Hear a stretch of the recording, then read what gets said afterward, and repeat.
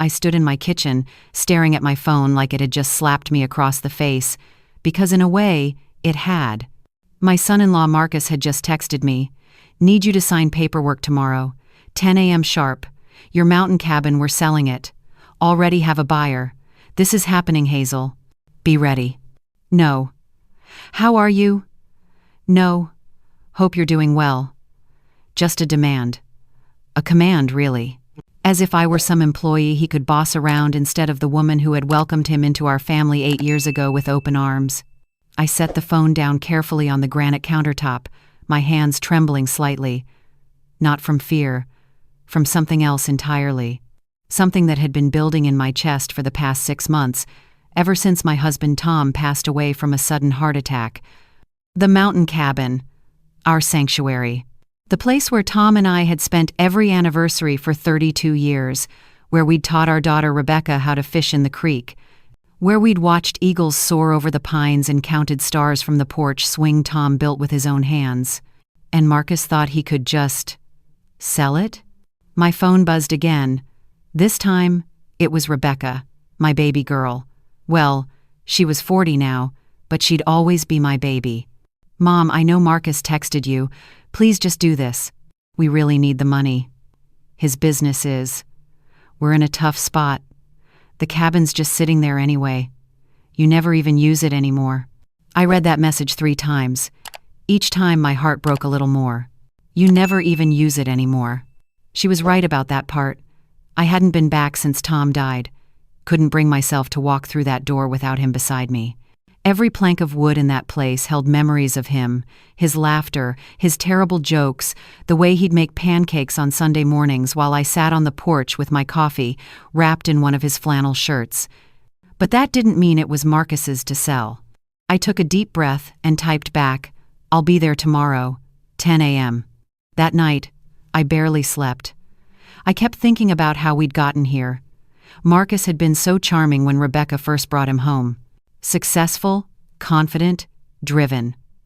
He ran some kind of tech consulting business that I never fully understood, but it seemed to be doing well. They'd bought a beautiful house in Maple Ridge, took expensive vacations, drove nice cars. But over the past year, I'd noticed changes. The way Marcus's jaw would tighten when Rebecca suggested they visit me, how he'd steer conversations toward money, investments, my estate planning. The way he'd walk through my house like he was appraising it, his eyes calculating. After Tom died, it got worse. Marcus started calling me more often than Rebecca did, asking pointed questions. "So, Hazel, what's your plan for the cabin? You know the property taxes on that place must be killing you. Have you thought about liquidating some assets? You're sitting on a gold mine." Liquidating. Asset. Gold mine. He talked about Tom's legacy, our life together, like it was a stock portfolio.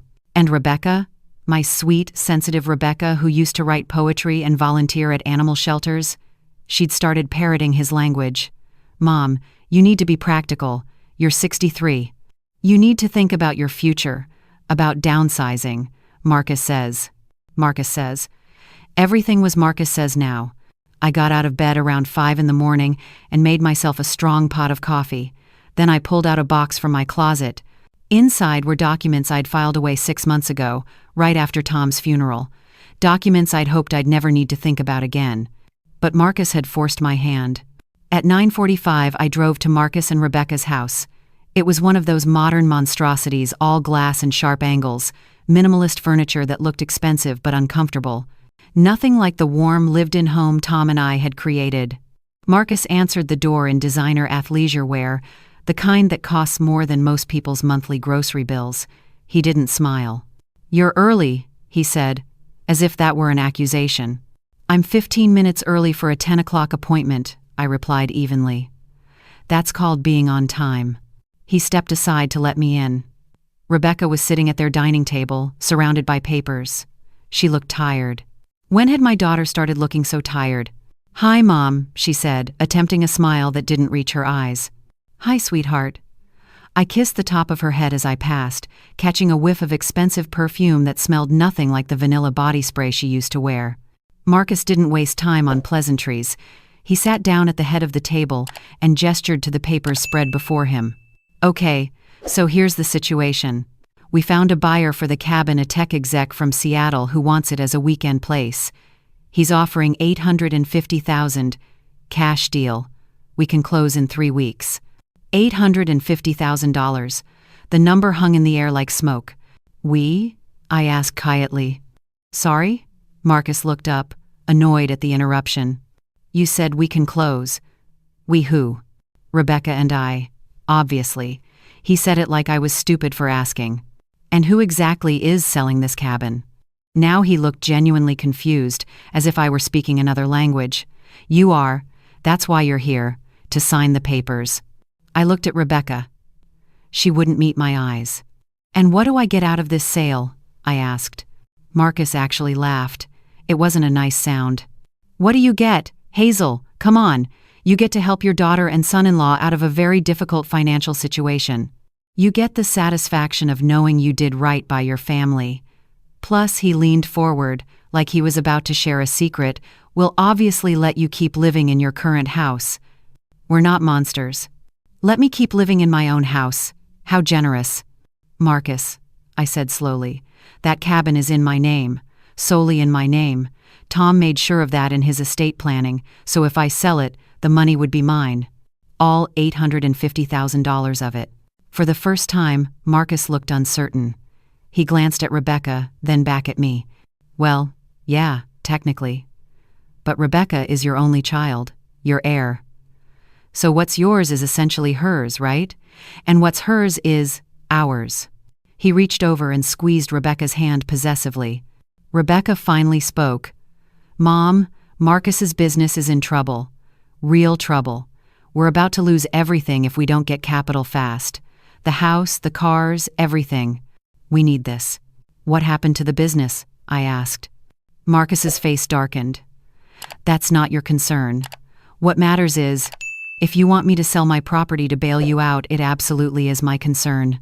Jesus Christ, Marcus muttered, running a hand through his perfectly styled hair. Fine. I made some investments that didn't pan out, took out some loans to expand. The market shifted. It happens in business, Hazel, but I can turn it around if I just have the capital to stabilize. That cabin is just sitting there collecting dust. You never use it. It's selfish to hold on to it when your daughter needs help. Selfish. He called me selfish. I looked at my daughter. Really looked at her. The dark circles under her eyes. The way she held herself. Smaller somehow than she used to. The automatic way she deferred to Marcus, waiting for his approval before she spoke. When had this happened? When had my confident, independent daughter become this?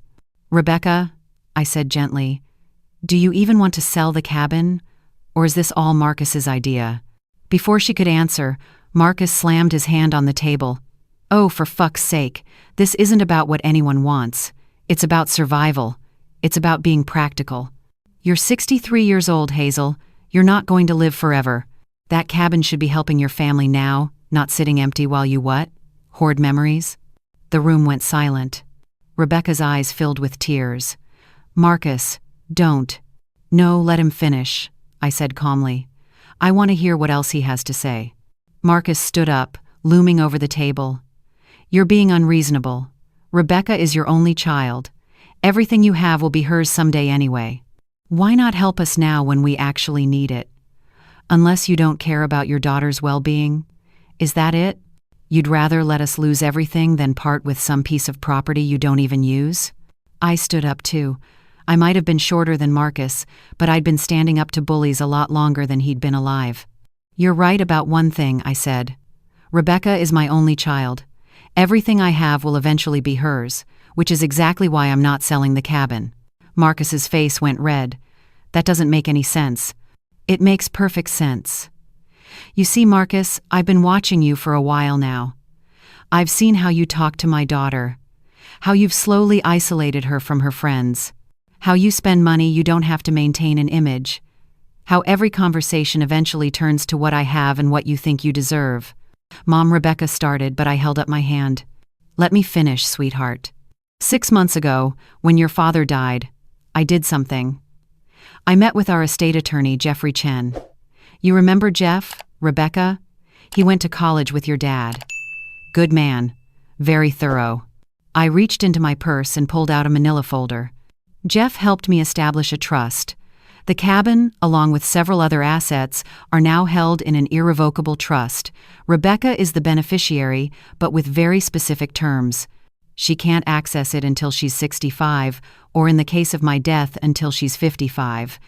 And Marcus, I looked directly at him, you're explicitly excluded. Even if you're married to Rebecca, you have no claim to anything in that trust. Not a single penny. The color drained from Marcus's face. Rebecca looked stunned. Mom, you? What? I did it to protect you, sweetheart. I did it because I saw this coming. Not the specifics maybe, but the general direction. I saw how Marcus looks at things, at our family's history, our memories, our property as nothing more than dollar signs. Marcus found his voice again. You can't do this. That's Rebecca's inheritance. You can't just lock it away. I can, and I did. It's called estate planning, Marcus. Something you might want to look into, if you had any estate to plan. You manipulative, he caught himself, breathing hard. Rebecca, are you going to let her talk to me like this? In our own house? But Rebecca wasn't looking at him. She was staring at the folder I'd placed on the table. The cabin is in a trust, she said slowly, as if testing the words. So we can't sell it. No, sweetheart, we can't. It's protected. For you, for your future, for when you need it, really need it, not to bail out bad business decisions. Marcus's expression twisted into something ugly. This is bullshit. You know what? Fine. Keep your fucking cabin. Keep all of it. But don't come crying to us when Rebecca and I have moved on with our lives and you're alone in that big house with nothing but your precious memories. Marcus! Rebecca's voice cracked like a whip. I'd never heard her use that tone with him. What? He whirled on her. Your mother just screwed us over. She's choosing a building over her own daughter's well-being, over our marriage. Our marriage? Rebecca stood up slowly. Marcus, when's the last time you asked how I was doing? When's the last time we had a conversation that wasn't about money or what we need or what we don't have? Oh, don't start with this therapy speak bullshit. When's the last time you even asked about my day? Her voice was getting louder. When's the last time you noticed I've been crying myself to sleep because I'm so stressed about money? When's the last time you held my hand just because, not because you wanted something? Marcus's mouth opened and closed. He had no answer. Rebecca turned to me, tears streaming down her face now. Is that really why you did it? To protect me?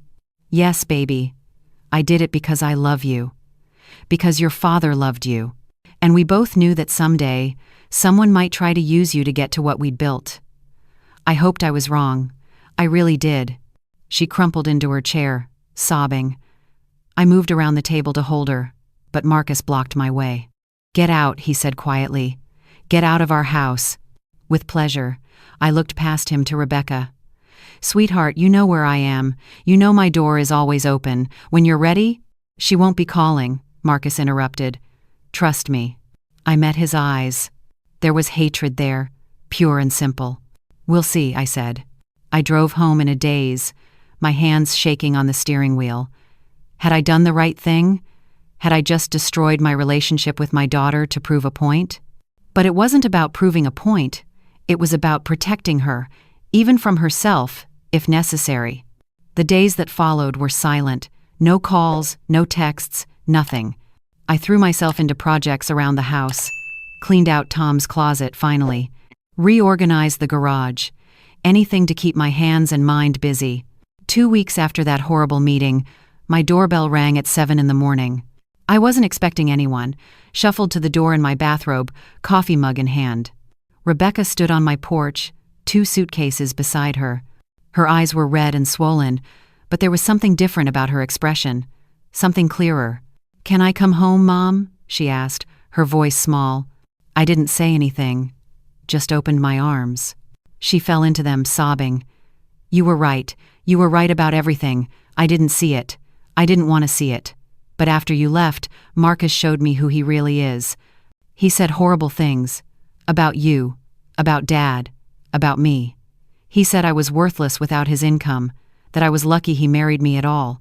And I realized, she pulled back to look at me. I realized I haven't felt like myself in years. I've been trying so hard to be who he wanted me to be that I forgot who I actually am. Oh, sweetheart.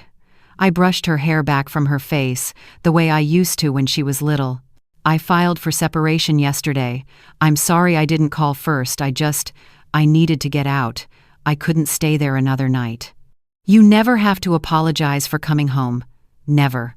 I pulled her inside, her suitcases bumping over the threshold. The same threshold she'd crossed as a baby, as a child, as a teenager, as a young woman bringing home her first boyfriend, and later, Marcus.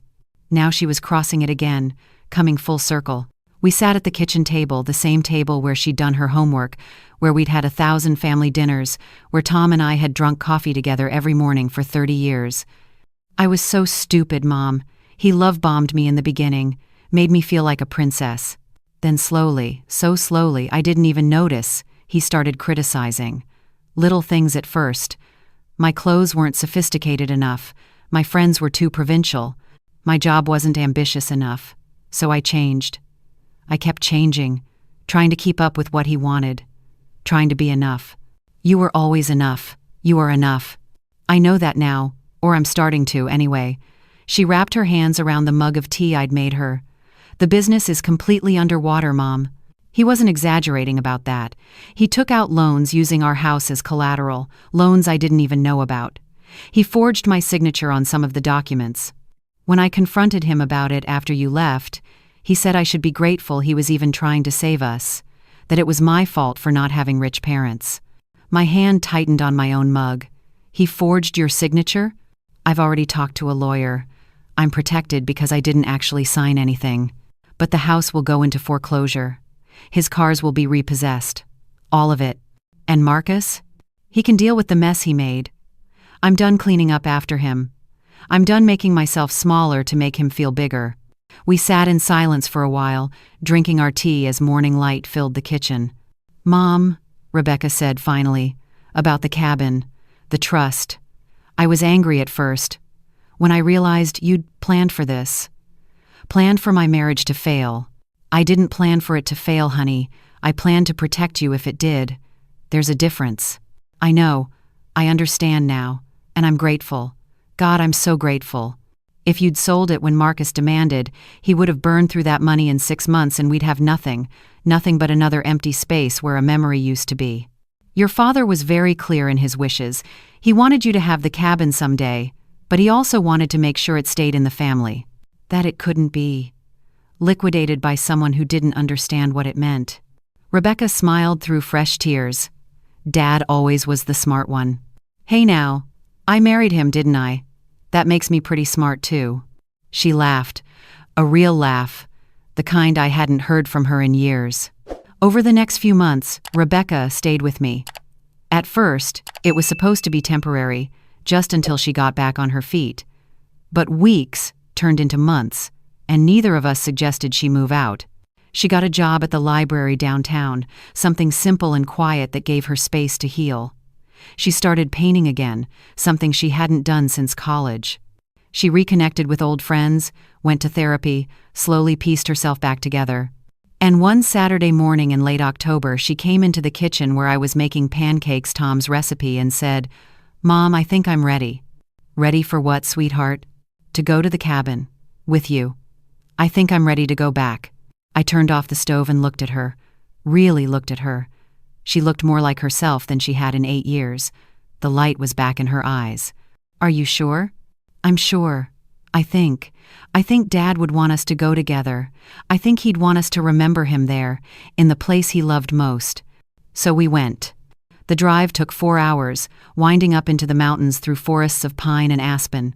Rebecca was quiet for most of it, watching the trees pass by. When we pulled up to the cabin, she started crying. It looks exactly the same, she said.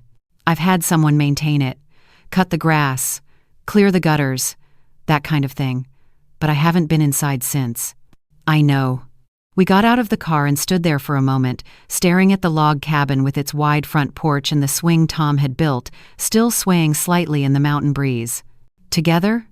Rebecca asked, reaching for my hand. Together. We walked up the steps and I unlocked the door. It opened with a familiar creak. The interior was dusty but unchanged.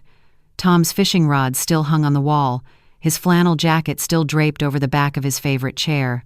Pictures of our family covered every surface. Rebecca, as a baby, as a child, as a young woman, Tom and me on our wedding day, all of us together, frozen in moments of perfect happiness. Rebecca walked slowly through the space, touching things gently. The kitchen table, the bookshelf full of Tom's mystery novels, the fireplace where we'd roasted marshmallows and told ghost stories. "I'd forgotten how much love is in this place," she whispered. "That's what I couldn't let Marcus take. Not the building itself, but this. All of this." I gestured around us. "Your father's presence, our family's history. The proof that real wealth isn't measured in dollars." We spent the weekend there, just the two of us. We fished in the creek, even though neither of us caught anything. We sat on the porch swing and watched the sunset. We cooked Tom's favorite meals and told stories about him until we were laughing and crying at the same time. And on Sunday night, as we were packing up to leave, Rebecca said, "Thank you, Mom, for fighting for this, for fighting for me, even when I was too stupid to see I needed fighting for. You were never stupid. You were in love. Sometimes that makes us blind." "Yeah, well, I'm seeing clearly now." She looked around the cabin one more time. "I'm going to bring my kids here someday, your grandkids, and I'm going to tell them about Grandpa Tom and how he built this place with his own hands, and about their Grandma Hazel, who was brave enough to protect it even when it made everyone angry." "You'll have kids?" I asked, surprised.